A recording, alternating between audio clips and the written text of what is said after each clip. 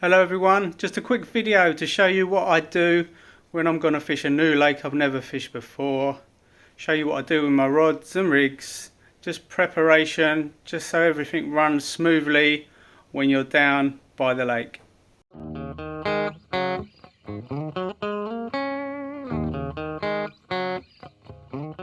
It's a very dark day and I'm going fishing tomorrow at 7 AM, so I've got 24 hours before I'm down by the lake.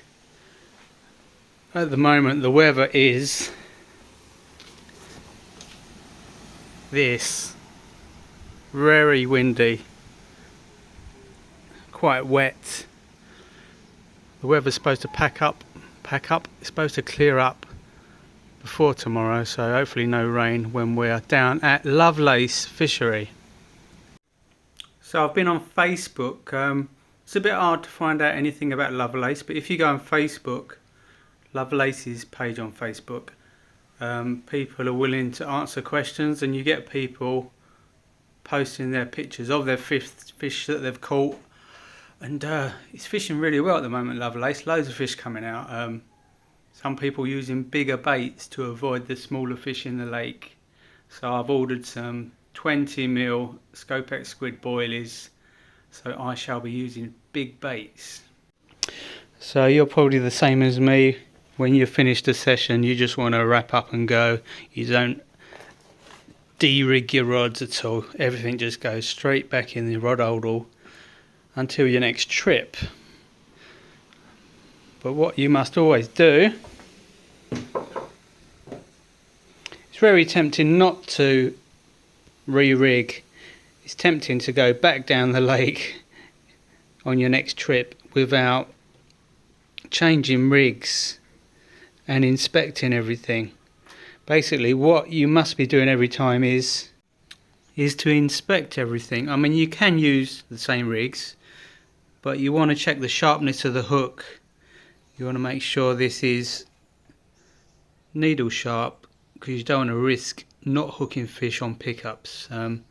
So you can use the same hooks, but you could always file it down a little touch just to get that sharpness back. Also, where your main line is tied on to your leader, or whichever kind of rig you're using. At the moment I've got this helicopter set up, and what I will do, I will cut this off and I will re-tie this leader on, because you just never know. I mean, that's probably solid and won't come undone while you're fishing, but there's every chance that could pull. I always leave a little tag end of 5mm or so, you see, just in case there's any slippage. But I'm going to cut this off and re-tie it anyway, because it's a new session.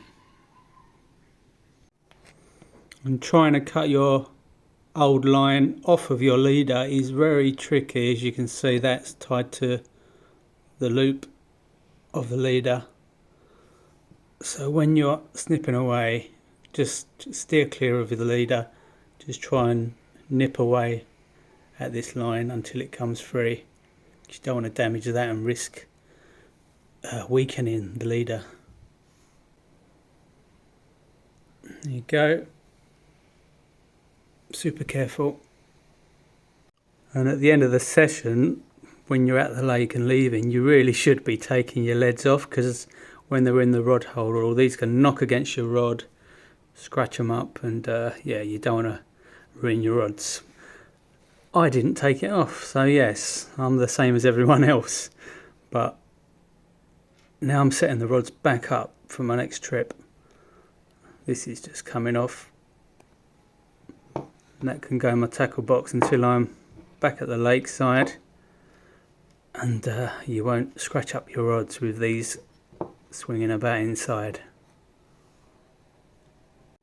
Right, tying this leader back on, I'll just use the Palomar knot. So you go through the eye end of the leader, back through again. So you've created a loop like that. And all you do for a Palomar knot is tie it in a knot. It's so easy. Tie it in a knot, pull that loop through, tighten it up slowly, wet it a lot. So wet it a lot, and then that loop you've created there, that hoop or loop, you pull the leader through. So that comes right through. So that's through, and when you pull this tight, that loop will just tighten on itself, it'll tighten on the knot. So you just start to pull.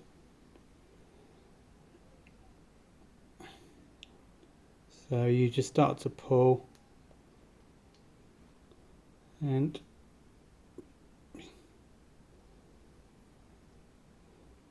the knot tightens on itself. Look, tug, tug, tug, tug, tug, tug, tug. Mega tight. You've got the tail end.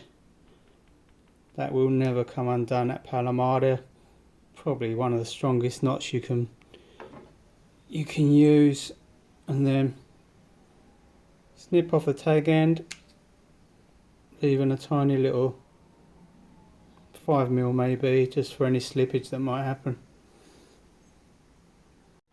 So during the week, in the evenings after I finish work, I sat and I made some of these rigs up, which are going to be, the hairs are very long as you can see, and so that's big enough. It's gonna, I got the length right, so that's going to hold a 20mm bottom bait with a 12mm on the other side. So that'll kind of sit on the bottom like this with the hook laying flat.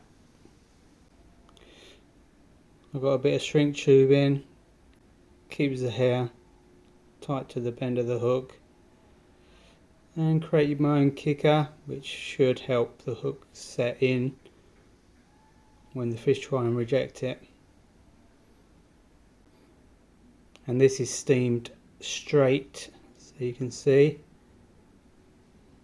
Held it over the kettle, steamed it straight. I'm not actually going to put this rig on yet. I'm going to put it on when I'm at the bank, because if I put this rig on and put it back into my rod holder, there's a chance this steamed rig will get all kinked up and won't sit like this, and I don't want to be steaming it on the bank if I can help it. So these rigs are going to go on when I'm down at Lovelace. And as you can see, I've got a few Ronnie rigs there ready to go, 6 or so. 1, 2, 3. I've made up about 4 spare snowman rigs. Another Ronnie there, and this other side, a couple of other rigs ready to go. I don't like making rigs on the bank. I'd like to be ready for action when I'm there, and if anything goes wrong, I'm not going to be wasting time making rigs. I can just go straight into this rig pouch, dig one out, hook it on, and I'm ready to fish again. No time wasted. We're all short on time, aren't we? When we're all bloody working 5 days a week, you've got no time to spare, so I don't want to be wasting time making rigs. I got this the other day, pure hemp oil. I might soak some baits in the hemp oil to give it extra potency, but I think these are really going to do the job. And not only am I using the Scopex squid, it's going to be a combination of baits. And with these two, I'm going to chuck them in a blender, blitz them up a bit to make kind of flake. They can go into a PVA bag, all ready to go when I'm down by the lake. Just checking out a leader on my third rod, and where the line's been tied to it, can you see that groove? So it's dug in a bit to this leader. I'm trying to see the strength of it, basically, whether it's too risky to use it or not. So I've hooked it on this boiling needle, pulling it as tight as I can to see if it would break or not. It doesn't seem to be breaking, but you can see that, can't you, where the groove of the line's dug in. I'm not happy using it, because if I lose a fish, then the fish is left with a hook in its mouth, and you never know, it might be the only fish I catch. So I don't want to risk this snapping on me, so I'm going to get a brand new leader out of the packet. It's not worth risking it. I think the best tip to give fishing a new lake is to go online. Go on forums, go on Facebook. Find, like I went on to Lovelace's Facebook page, and I found quite a bit of information out on there. The owner, I don't know if he's the owner or the bailiff, Gareth of Lovelace, he's on Facebook. You can ask him questions about the place. Research before you go to a new venue. I was going to fish 15mm baits, but then just by going on the forum, I found out fishing smaller baits, you'll be pestered with small fish.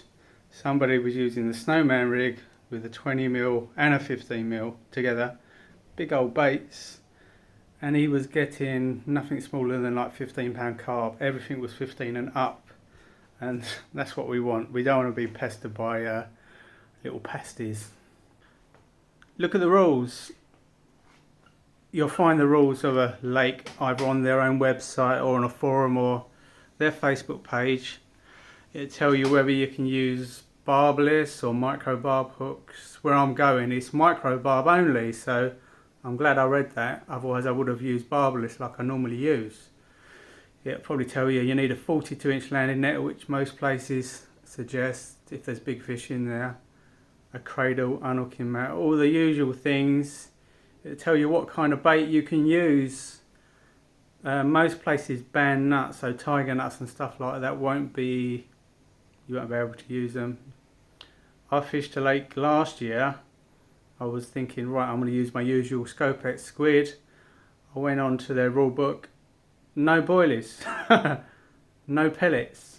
It was only natural bait, so you had to, I had like sweet corn and worms and things. You couldn't use boilies or anything I would normally use on most venues. So reading that rule list of the new venue you're going to is essential before making that trip. Okay, hope you enjoyed this video. Just a quick idea of what to do and what not to do before you're going on your next trip. I'll see you down at Lovelace in the next video. Hopefully we catch some whoppers. I'll see you at Lovelace.